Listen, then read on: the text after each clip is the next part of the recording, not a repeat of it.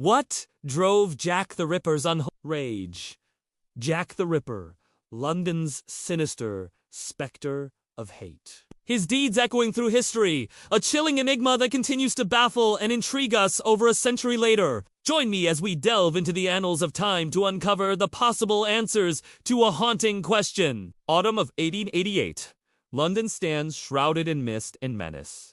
The city's underbelly, Whitechapel, reeks of poverty, desperation, and sin, and it is here that the grim narrative of Jack the Ripper unfolds. Over a span of mere weeks, 5 women met a fate worse than death at the hands of a phantom killer. Their mutilated bodies bore the mark of a savage hatred, each murder more gruesome than the last. Amidst the chaos and carnage, a name emerged, whispered in fearful tones, Jack the Ripper. But what drove him to such unholy rage? Welcome to my channel, where the past comes to life and history's mysteries unfold. Today, we delve into the chilling tale of Jack the Ripper and explore the darkest corners of human psychology to try and understand the monstrous motivations behind his heinous acts. As we peer into the abyss of Jack the Ripper's psyche, several theories emerge, each attempting to shed light on the darkness that consumed him. One prominent theory revolves around the killer's warped relationship with women. Could there have been a profound hatred, a deep-seated misogyny that twisted his mind into a vortex of violence and despair?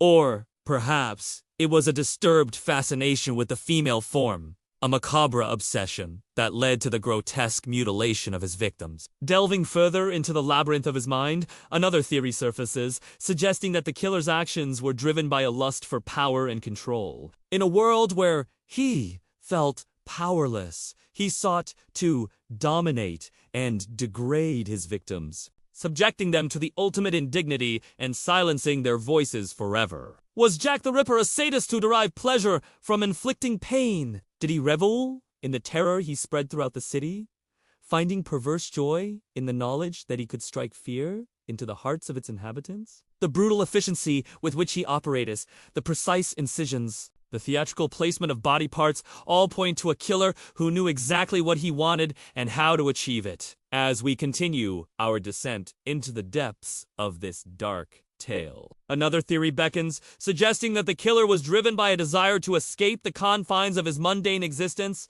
In a world that offered him little, he created his own brutal reality, one where he was the architect of chaos and death. The escalation in violence, the transition from the initial slashing of Mary Ann Nichols to the heart-wrenching mutilation of Mary Jane Kelly, suggests a killer growing bolder, a monster emboldened by the terror he had unleashed and the impunity he enjoyed. Was Jack the Ripper driven by nothing more than pure evil, a malevolent force that sought to corrupt the very essence of humanity? As the investigation continued and the body count rose, the public grew increasingly terrified, gripped by the fear that the killer might strike again. The murders of Mary Ann, Polly Nichols, Annie Chapman, Elizabeth Stride, Catherine Eddowes, and Mary Jane Kelly cast a long shadow over London's Whitechapel district, forever tainting it with the grim moniker of Jack the Ripper's hunting ground.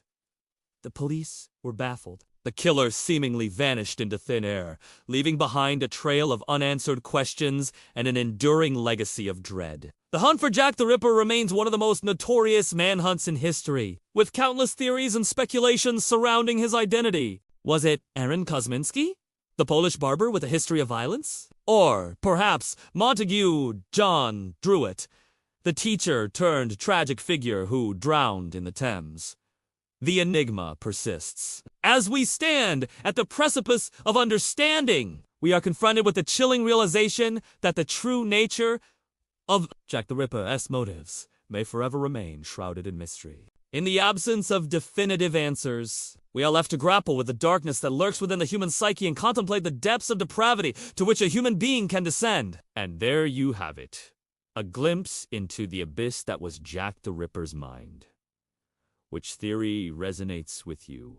Do you believe his crimes were driven by misogyny, a lust for power, a desire for control, or something more sinister still? Share your thoughts in the comments below. As we come to the end of this harrowing journey, remember, the past is never truly dead. It lives on in the stories that shaped our present. Stay tuned for more captivating historical tales and mysteries that will keep you on the edge of your seat. Until then, stay curious, stay engaged, and above all, stay safe, because who knows, the Ripper might be lurking around the corner, waiting to unleash his unholy rage.